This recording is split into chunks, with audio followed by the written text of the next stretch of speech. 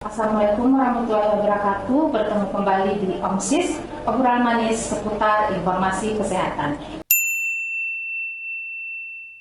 Sebelum kita berbicara lebih lanjut, Dr. Bima, mungkin jika ada dari sobat OMSIS yang ingin bertanya seputar tema kita hari ini mengenai gangguan pendengaran atau penyakit THT lainnya, bisa mengisi di kolom komentar di live Instagram untuk pertanyaan diajukan kepada Dr. Bima. Pada kadar tertentu ada gangguan infeksi pada telinga tengah. Itu juga menyebabkan pendengaran kita berkurang.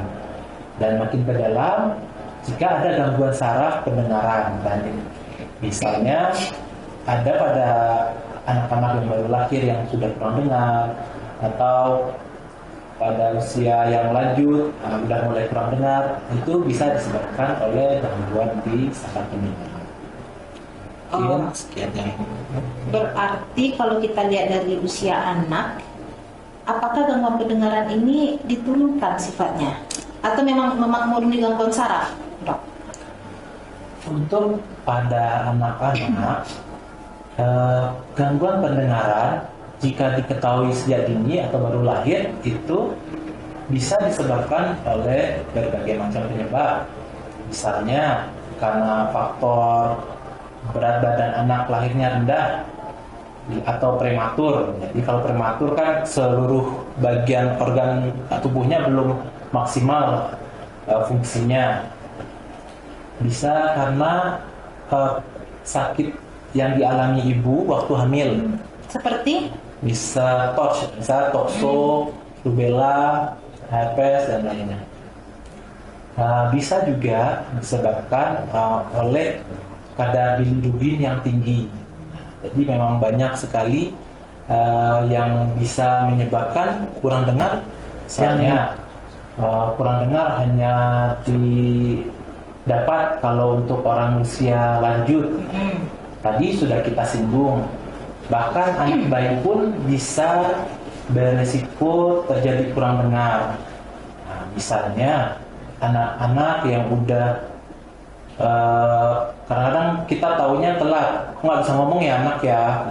Ternyata dari lahir dia sudah kurang dengar, sehingga informasi berupa suara tidak dapat diterima sama anak. Kenapa? Karena kurang dengar. Hal itu menyebabkan anak otomatis tidak bisa berbicara. Lalu bisa juga karena hal tadi, anak yang infeksi telinga, gendangnya sampai bolong, itu bisa menyebabkan kurang dengar. Jadi itu dapat mengganggu produktivitas anak atau konsentrasinya dalam belajar, karena saat menerangkan anak tidak dapat mendengarkan secara maksimal apa yang disampaikan gurunya.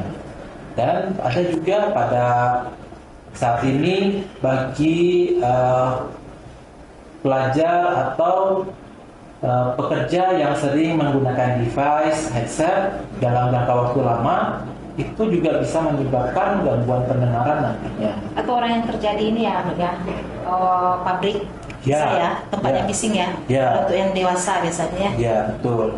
Jadi tempat-tempat kerja yang bising itu bisa lambat laun menyebabkan gangguan di pendengaran, karena yang diganggu itu telinga bagian dalam.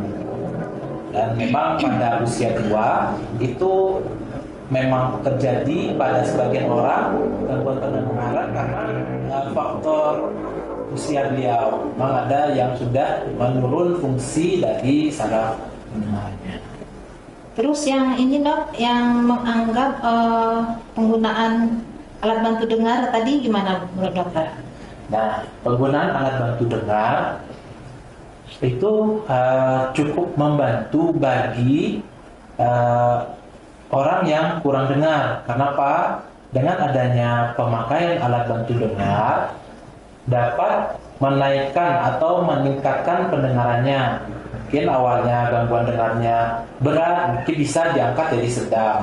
Atau dari gangguan dengarnya sedang bisa lebih ringan atau lebih jelas. Jadi dengan adanya alat bantu dengar bisa membantu kualitas hidup bagi pasien yang kurang dengar. Berarti dengan penggunaan alat bantu dengar itu salah satu aset ya dok ya, Ya. aset untuk meningkatkan kualitas hidup kita ke depan. Betul. Terus ini lagi, sebagaimana dokter jelaskan tadi ada mitos yang mengatakan bahwa gangguan pendengaran tidak dapat dihindari, tapi ternyata bisa dicegah, mungkin dengan deteksi dini tadi. Ya, betul. Ya. Kemudian ya, masalah telinga berdenging dok. Ya. Telinga berdenging sama. Telinga berdenging itu merupakan suatu tanda dari adanya gangguan pendengaran, baik itu gangguan pendengarannya di telinga luar, telinga tengah maupun telinga dalam. Jadi jika ada gangguan telinga berdenging, mungkin saya sarankan agar Bapak, Ibu atau saudara mengkonsultan ke bagian THT agar kita dapat mencari kira-kira gangguan pendengarannya di mana, apakah di telinga luar, tengah atau dalam. Ya karena memang sering kalau telinga berdenging itu sering diabaikan juga ya, karena faktor kotoran juga bisa ya dok ya. Betul. Faktor kotoran telinga, tapi ya kalau faktor kotoran telinga mungkin bisa dibersihkan, takutnya faktornya nanti ujung-ujungnya ke gangguan pendengaran. Ya, betul. Ya gangguan pendengaran yang mungkin lebih agak berbahaya ya. Kemudian satu lagi nih dok, tadi berarti dengan kita deteksi dini kalau memang ada mengarah ke gangguan pendengaran, jika cepat ditangani itu gangguan pendengaran ini bisa disembuhkan. Untuk gangguan pendengaran, tadi kita cerita kembali gangguan pendengaran masalahnya di mana. Oh tergantung. Tergantung asal masalah gangguan pendengarannya. Misalnya di telinga luar dengan adanya kotoran, dengan diangkatnya kotoran diharapkan pendengarannya membaik seperti semula. Jika hanya itu saja. Namun jika ada kotoran ternyata ada masalah di telinga bagian dalam, itu otomatis setelah diangkat belum selesai masalah kita sampai saat itu, sampai dengan bersihkan kotoran. Jadi kita butuh tindakan atau pemeriksaan lebih lanjut untuk mengidentifikasi masalah gangguan dengarnya di mana. Dan misalnya nih kita cerita pada anak-anak yang kita temukan memang gangguan dengar, itu sebaiknya pada usia 6 bulan kita lakukan habituasi pendengaran. Jadi, Habituasi ini apa nih dok? Maksudnya? Maksud habituasinya? Jadi kalau anak dengan gangguan dengar, kita tahu segera, kita dapat membantu anak tersebut dengan menggunakan alat bantu dengar.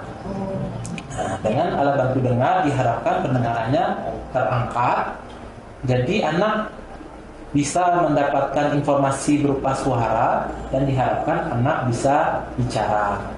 Mungkin tidak sebaik kita yang normal, namun itu lebih baik dibanding dia tidak mendapatkan informasi suara.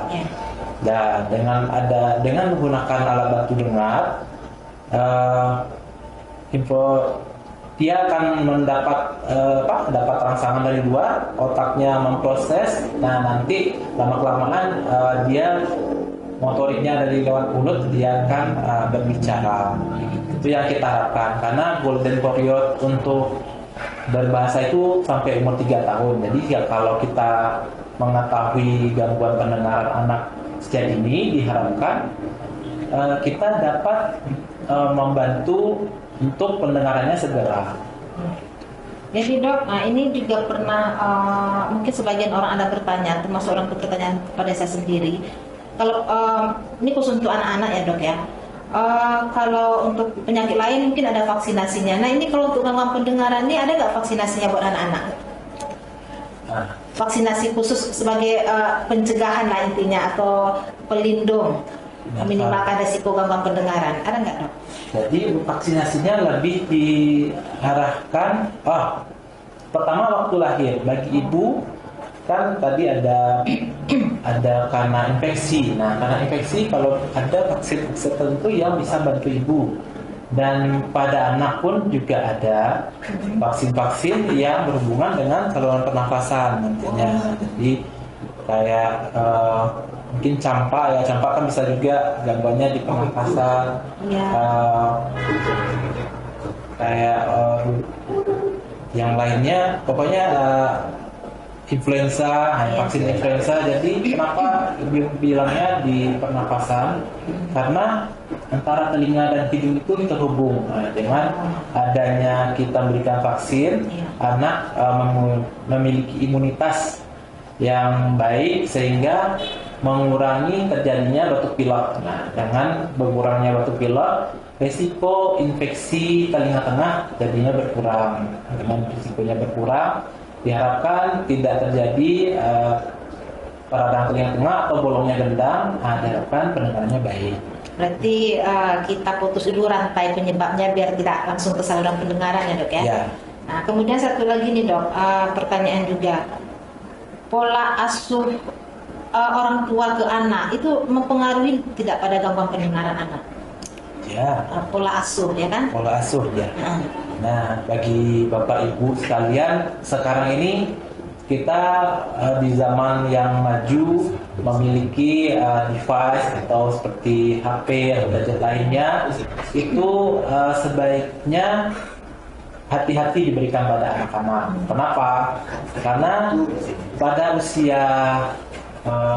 usia dini 3 tahun ke bawah itu kita harapkan kita menstimulasi anak dengan komunikasi dua arah.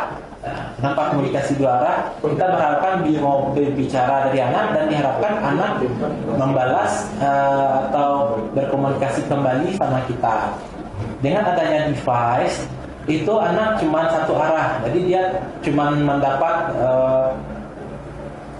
komunikasi dari alatnya, dia tidak perlu menjawab apa yang disampaikan dari device tersebut.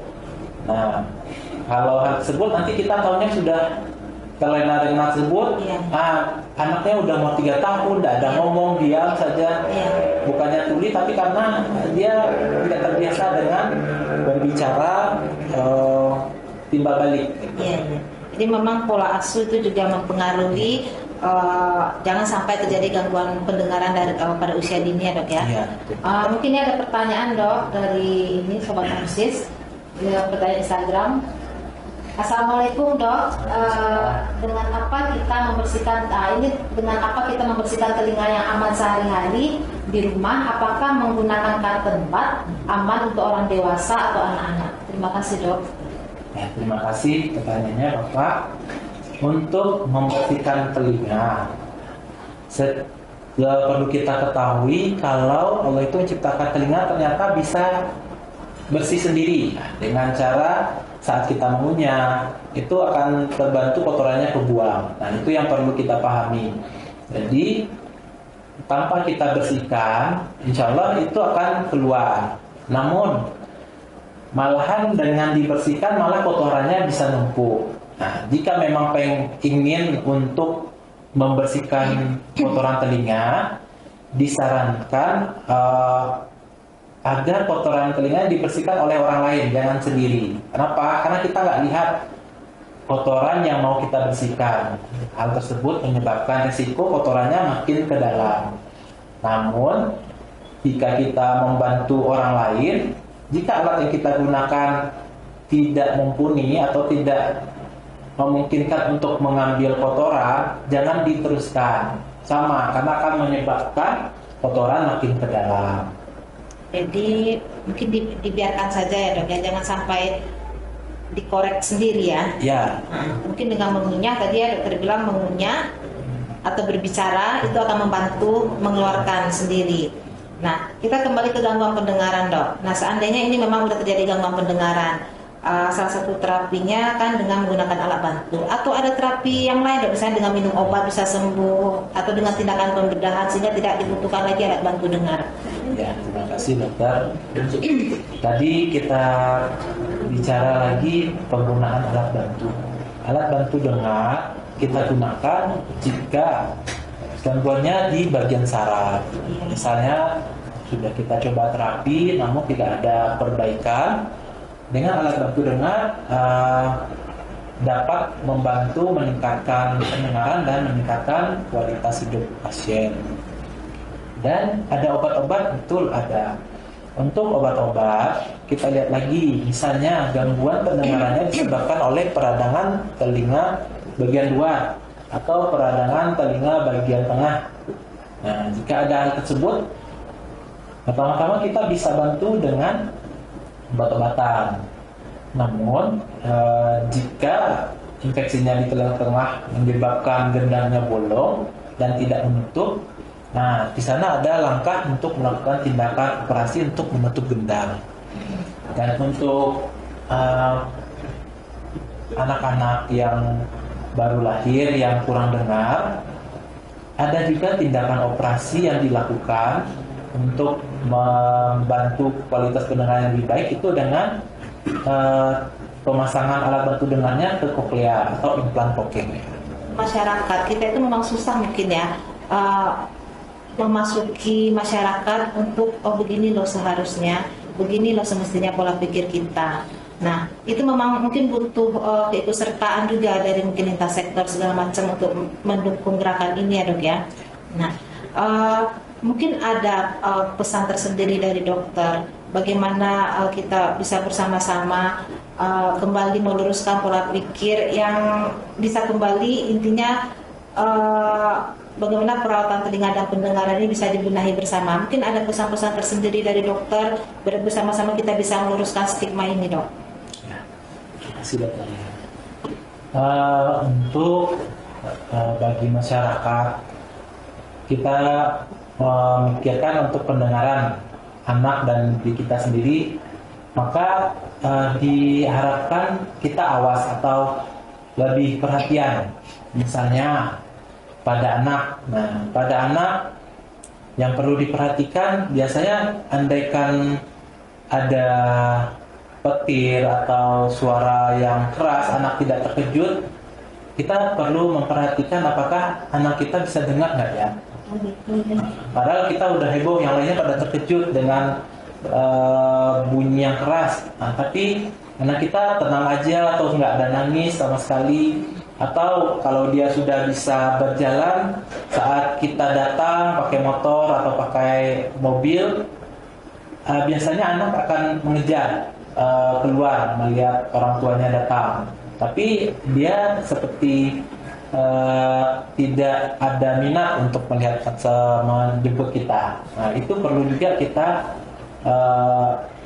perhatikan apa ya masalahnya. Dan kosakata anak udah umur 3 tahun kok ngomongnya cuma papa, mama, itu harus diperhatikan. Kalau bisa jangan sampai terlambat, karena golden period untuk anak bicara itu 3 tahun. Nah, lalu ada hal yang lain pada usia sekolah. Mungkin kebanyakan batu pilek diperhatikan. Biasanya gejalanya anak-anak lagi batu pilek kok pendengarannya kurang. Nah, itu kita waspadai dan sebaiknya segera dibawa ke dokter THT untuk dapat diperiksakan. Terus untuk pemakaian device headset, sering ya? Ya, pemakaian device headset itu kalau dari kita disarankan jangan. Kenapa? Kalau sudah pakai device headset biasanya bawa sampai tidur. Ya. Nah, sedangkan telinga kita butuh butuh istirahat. Jadi kalau pemakaian terus-menerus pada intensitas tertentu, pendengaran kita jadinya lelah. Nah, karena itu kalau dari bagian THT-nya ada rumus 60-60, yaitu dengan volume 60% selama 60 menit atau 1 jam. Namun sebaiknya tetap memakai speaker saja, jangan pakai headset. Terus pada orang tua, itu memang ada kurang dengarnya disebabkan faktor usia.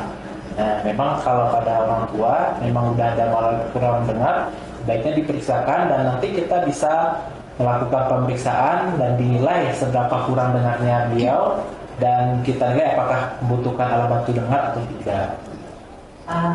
Bentar ya dok. Nah, jadi ini ada pertanyaan yang menyusul dok. Mungkin dari Yun Wiretno, tadi udah langsung dijawab sama dokter Bima.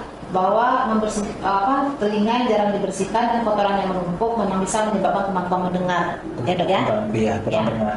Ya. Kemudian satu lagi pertanyaan dok, Assalamualaikum dok, apa saja pelayanan THT di RSUD dok? Apa bisa untuk anak-anak? Pelayanan THT di RSUD kita bisa membantu dari anak-anak sampai usia lanjut. Di RSUD kita saat ini sudah memiliki alat endoskopi dan mikroskop yang bisa membantu mendiagnostik untuk penyakit-penyakit telinga, hidung, dan tenggorok. Dan dengan adanya alat ini kita bisa bersama-sama melihat kelainan yang ada di rongga-rongga tersebut.